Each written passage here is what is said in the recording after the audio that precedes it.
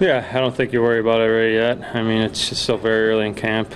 A lot of things can happen. I wouldn't say I'm at square one. I feel like, I have that known chemistry with Anisimov, and it seems like myself and Schmaltz are building some chemistry right now too. So just kind of taking it day by day, see where we're at. Whoever's on your line that day, try to create some chemistry and see if you can't find something. It's early, and I know Joel tinkers a lot, but a line of you and DeBrincat and Schmaltz would. Obviously, you guys would have the puck a lot, but do you think size is a concern to have a line that's not very imposing? I don't think so. I mean, you see the way the game has changed the past few years. It's just such a fast game. As long as you have the speed, and as long as with us 3 or 4 together, we have someone going to the net and someone creating some havoc in the middle of the ice, then there should be some ability to make some plays. The thing I like about Schmaltz, he's got that speed through the middle of the ice where he's backing off defenders, and to the points in the few scrimmages we've had, we've gotten 5 or 6 2-on-1s just using his speed. So it's a weapon that can be utilized with him in the middle of the ice. And I think with DeBrincat, you see with him, he's just kind of got those hockey instincts. He knows where to be, finds those open areas.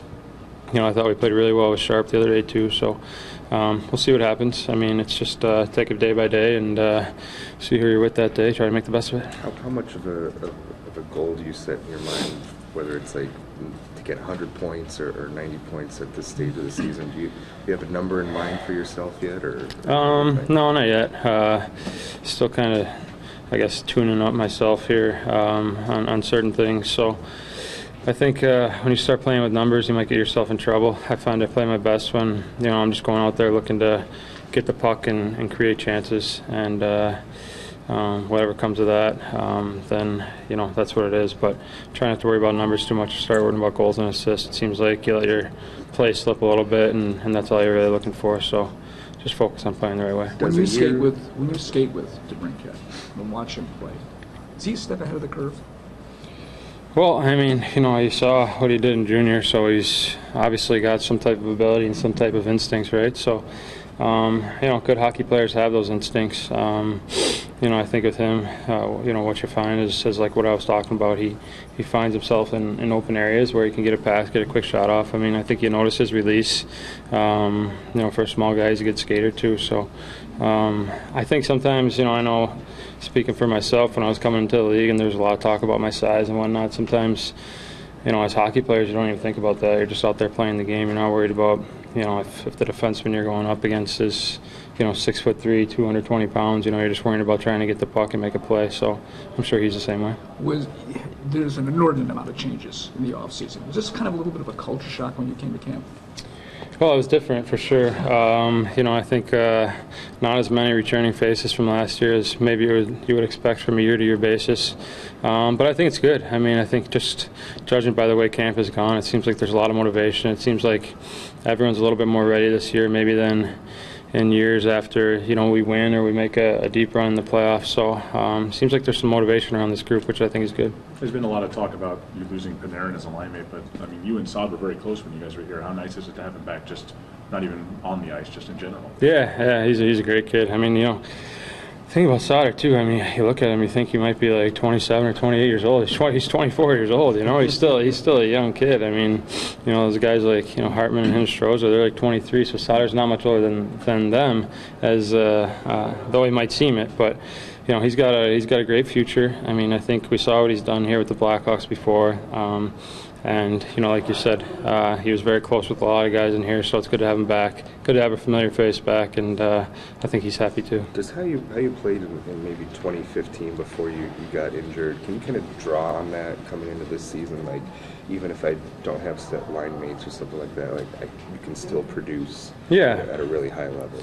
Yeah, absolutely. I mean, sometimes, even the last couple of years, sometimes your favorite shifts are going out there with, the fourth line guys when a forward's hurt, or if we have 11 forwards, you get a couple shifts with those guys. It seems like a lot seems to create because they're working so hard. So you can draw off that too. I think for me, just kind of play the game I'm accustomed to, play what I'm used to, try to develop chemistry with your line mates as time goes along. Talk about certain things that maybe you can utilize throughout a game, but Yeah, I'm not really worried about too much right now. I think with Breadman, there was some obvious chemistry there, which was nice to have. But I think he's gone now. You wish him all the best, and hopefully he can recreate something here with someone else. What's your ideal number of games to play here in the preseason? I mean, a lot of guys don't make the trips to the home games. What do you like to do? Well, I don't know. If we have 6 games, usually about 3 or 4. I've noticed in the past, usually you play the home games, and then, if need be, you play, an extra game on the road just to kind of get yourself ready. So, usually around 3 or 4, I'd say. You just mentioned Brandon's size, a kid. He's only 24. Yeah. You ever look in the mirror and say, "I'm not a kid anymore"? Yeah, absolutely.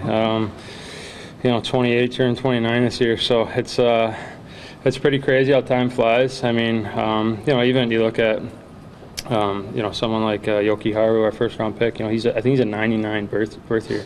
So it's like, I was an 88, and I thought I was young for a long time. And these kids coming up, even with over the summer I was skating with Austin Matthews. He's a 97 or a 98. These kids are young kids. So and I think you look at the game these days, it's a young man's game. A lot of these kids are coming in and having an impact, right away. Their first 1 or 2 years in the league. So. It's good to see. It's good for the game, and I think they come in with so much energy that it just kind of picks up the energy throughout the whole locker room. Even I see some of these young guys come in and the excitement they have. Schmaltz, Hinestroza, Hayden, Hartman, Bond, guys like that. It picks me up too. So it's nice to have that youth around. You mentioned Schmaltz a little bit. I know Joel said he seems more confident this year, even bigger and faster. What have you seen? Any differences? Yeah, I just think especially in the scrimmages and even skating with him over the summer a little bit, his speed just sticks out at you, right? I mean, he's got a lot of skill, but I think just that explosiveness. And the thing with him is, you can watch him and you could almost think he's not going that fast because he's so smooth, but he really is flying by the defender. So he's got that smoothness to his game. He's obviously silky with the puck too. So that's a part of his game I've noticed a little bit. But I think anyone coming in from year 1 to year 2, they're going to have a little bit more confidence and try to improve off that first year. With those One two more guys, for Patrick. how vocal do you get with them, or I guess communication, just with their inexperience and you? Yeah, sometimes they ask a lot of questions, throughout scrimmages and different things. And I think right now you just kind of tell them to play their own game. I think the coaches will take them aside and tell them how to play. And then, as time goes on, they get a little bit more comfortable. And maybe even before the season, you start talking about some things you think you can work on and some things that might be effective throughout a game. So not too much right now, just kind of let them do their own thing.